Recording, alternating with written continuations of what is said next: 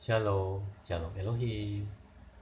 Pada kesempatan ini, saya kembali mau bersaksi mengenai 3 hal password kunci masuk Kerajaan 1000 tahun damai. Yang pertama adalah Pangeran Ilahi. Saudara Aditya Nugrahanto yang di dalam dirinya berdiam roh Tuhan Yesus Kristus. Dialah Gembala Agung setiap kita, anak-anak Tuhan. Tapi dia juga Imam Besar Melkisedek yang memiliki peran penting di masa kini, yaitu menetralkan darah bagi setiap kita yang merendahkan diri, merendahkan hati, bertobat sungguh-sungguh. Ada penetralan darah, ada meterai ilahi huruf T di dahi.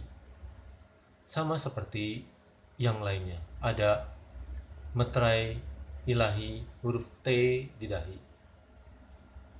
burung merpati Roh Kudus di dahi, 7 cahaya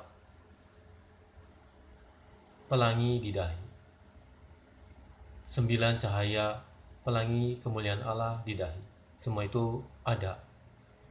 Yang kedua, mengenai iman. Iman adalah kepada Tuhan Yesus Kristus, nama firman yang hidup, yang benar-benar tidak boleh disangkal. Tidak boleh sangkal. Nama Tuhan Yesus Kristus, pelaku-pelaku firman itu sendiri. Berdoa, berpuasa, merendahkan hati, menjadi pelaku firman itu benar-benar hidup di dalam segala kekudusan. Itu hal yang kedua. Hal yang ketiga adalah nama Bapa. Nama Bapa adalah Bapa Yeshua HaMashiach Elohim. Nama yang maha kudus di kerajaan 1000 tahun damai yang benar-benar berdaulat penuh atas segala jalan hidup setiap kita. Nah, ini penting.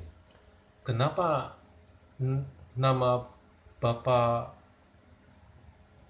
yang nanti, yang sekarang dan nanti benar-benar disebut-sebut sebagai nama yang paling kudus, bukan lagi menyebut nama Tuhan Yesus Kristus, tapi menyebutnya Bapa Yeshua Masih Elohim, Allah Maha Kudus.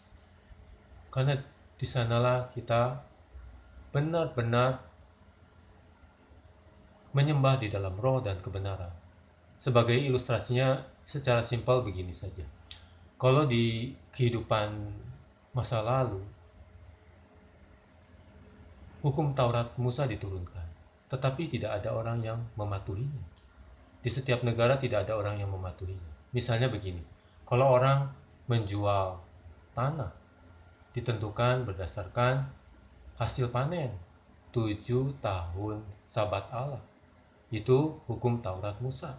Tapi kalau di kehidupan di setiap negara dari zaman ke zaman, semua ditentukan berdasarkan harga mafia tanah, cukong-cukong tanah.